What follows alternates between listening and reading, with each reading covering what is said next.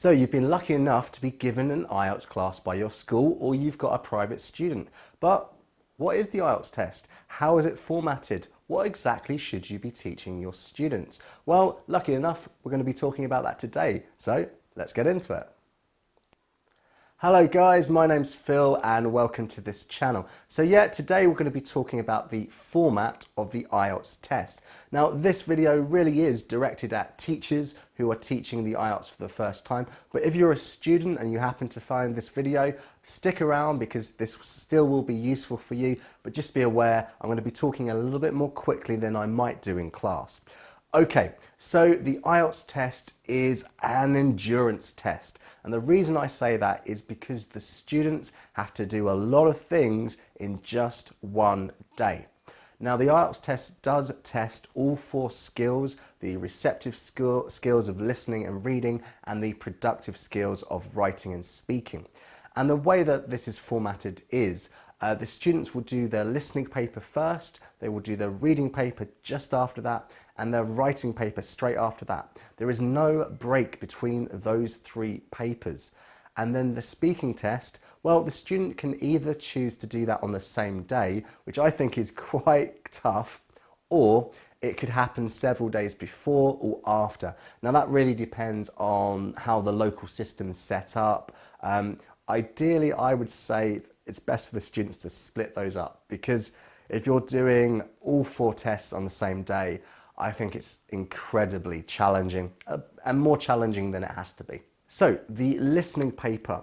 The listening paper is 30 minutes of listening to 4 different recordings and then 10 minutes in order to transfer answers, so 40 minutes overall. The most important thing to remember is that those 4 tracks, that students only get to listen to them once. That is really tricky, and this is something that they need to practice as they get closer to the test, because it's a lot different listening to things only once and getting the answer right. So the 4 different recordings are going to be formatted in a slightly different way. So recording 1 and 2, these are really general topics, and the 3rd and 4th recording are more academic. And there's also a difference in how many people are talking. Now, I will go into this in a lot more detail in another video. So if you want to check that out, there should be a card up here. You can click on that there. So for those 4 different recordings, each one of them will have 10 questions. So there are 40 questions in total. And the listening paper is purely graded on how many correct answers the student gets. So each answer is worth 1 mark, and if you happen to answer 40 questions correctly, you'd get a band score 9. If you answered 0 questions correctly, you'd get a band score 0. And it works like that. So certain certain amounts of points will get you a certain band score. So there are a number of different types of questions that the student might have, and these will change each year, each test, so they're not going to be in exactly the same format. What I mean by that is recording 1 will not always have the same types of questions.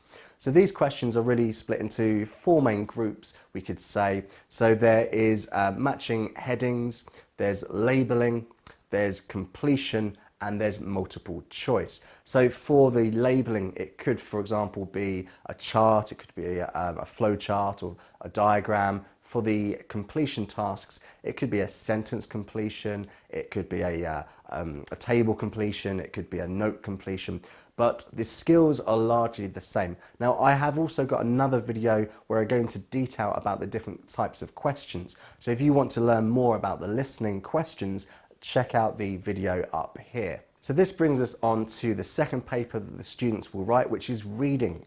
Now, again, reading is one of those skills that I tend to find that a lot of students are a little bit stronger in because the answers are basically there on the page. Now, the reading paper is 1 hour, and within that 1 hour, they have to read 3 texts, answer 40 questions, and answer those questions within the hour. Unlike the listening test, there's not extra time to transfer your answers. So it's very important in your course that you train your students to do this as they're going to answer the questions. So again, there are various different question types, and these questions will change each year. So you really need to teach your students how to approach each of these. So we have different types from gap filling. This could be sentence or in forms. We also have matching tasks, heading matching tasks, or matching information from items to information. We also have multiple choice, short answers, etc. Now again, I've done another full video on each of the question types in more detail, giving you tips how to teach them and the things that your students should know. So if you want to watch that, why not check out the video up here. Now the biggest tip I can give you for reading is that the students really need to manage their time well.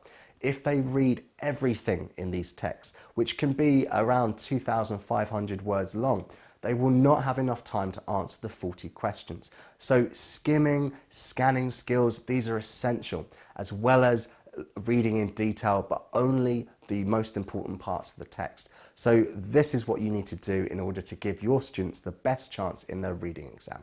Now, there is one thing I should add about reading, and it is there are two different types of IELTS exams. There's the academic and the general. So with the reading, this kind of is affected by the different types of test. If the student's taken an academic test, then the texts for the reading will be sourced from academic places. So this would be journals, for example, and they will generally have a bit of an academic theme to them. Whereas the general reading, it's sourced from things like guidebooks, from advertising, this sort of thing, everyday topics, we could say. So depending on what your students are going to study, the type of test they're going to take, you should adapt your materials to fit that. Okay, so this brings me on to writing, which, if you remember, will be the third test that the students will sit on the same day. They're also given 60 minutes to sit this, and they have to write 2 tasks. Now again, it will depend on if they're taking the academic test or if they're taking the general test. For the academic test, in task 1, they will have to interpret some sort of data. Now this data could be in the form of a line graph, a bar chart, a pie chart, or it could be a map, it could possibly be a process. However, if they're taking the general IELTS, they will have to write a letter. And the letter will be an everyday kind of situation, but the register will change. It might be a personal letter, it could be a semi-formal letter, it could be a formal letter. And this is where they have to adapt their vocabulary to meet the right kind of register for that task. For both academic and for general, task 2 is an essay, and they have to write one of 3 types of essays. I think there are really 3 groups of essays: the opinion essay, the discussion essay, or both sides, and then giving the student's opinion.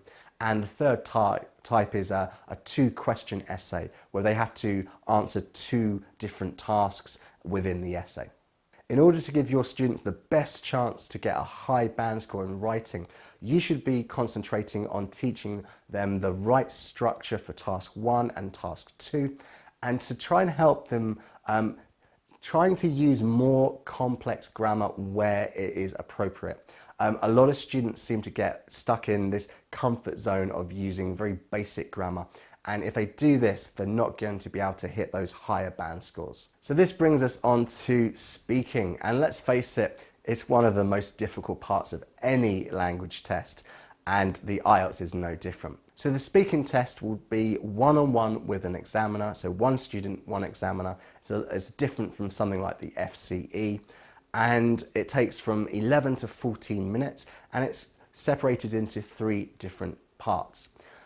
Part 1 will be about 4 to 5 minutes, and this is actually an interview. So the questions are general topics, and the student should be fairly familiar talking about these sort of things. It's home life, work or study, etc.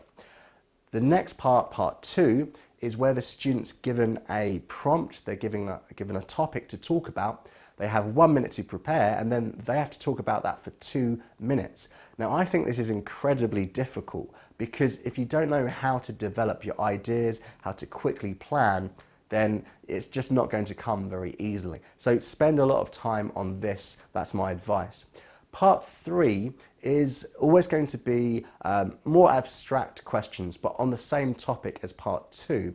And this is incredibly difficult because it's the kind of questions that you've never thought about, and you've got to come up with some ideas and to talk about them. This is really one way that you're going to start hitting the higher band scores of 6.5, 7 and upwards, because you're showing the willingness and the ability to talk about unfamiliar topics at length. So for me, over the last couple of years, the thing that I've seen is that students really struggle with coming up with ideas. They often think they have to come up with the most compelling idea in the world, and it's not the case.